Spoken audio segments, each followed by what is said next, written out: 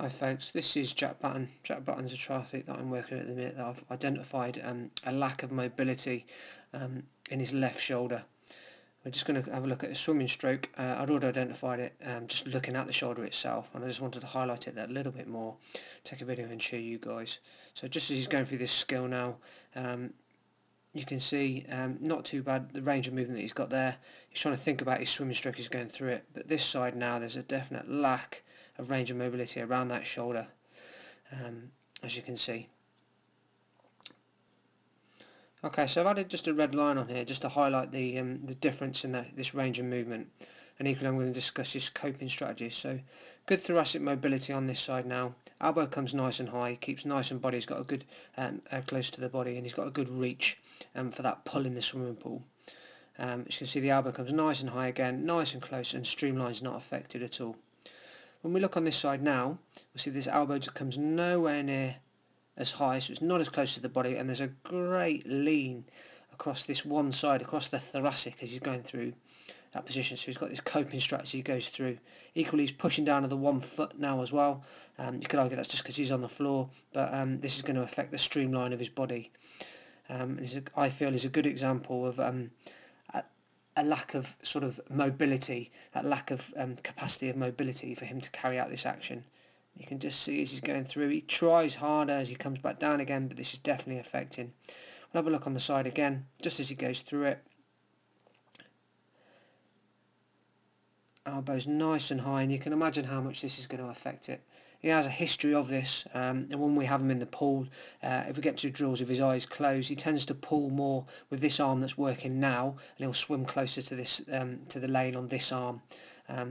So this is actually affecting his sort of the skill of swimming itself. There's just lack of range of motion, and again, just in that position there, you can see that sort of poor range of motion, and the lumbar spine is having to take more of an action, and then the core is compromised, which is compromising the trunk, and this sort of lack of mobility, or this capacity of mobility, I feel is affecting his streamline and his swimming technique, which ultimately is going to affect his capacity, his economy in the pool.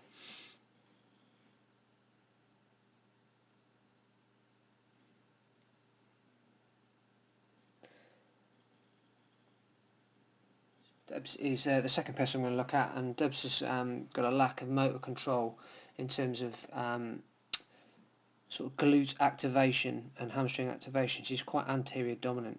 As you look through this squat now, she's got great range of movement, she's got a history, she's a ballerina, and she's also a physiotherapist now, so it's quite good to get feedback from her.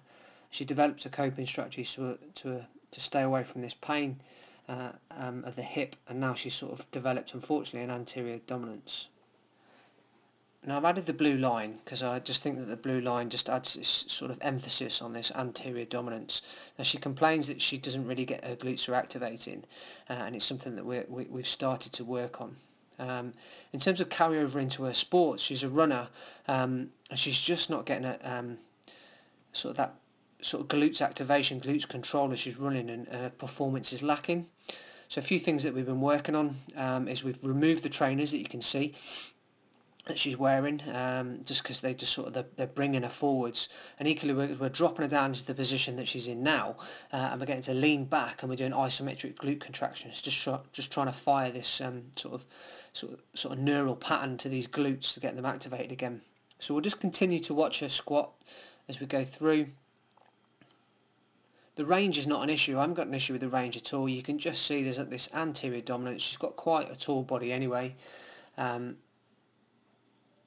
No issues with control. It's just unfortunate that we have this sort of reliance on the anterior portion. So we've also added box squats to this as well, just getting her to sit back.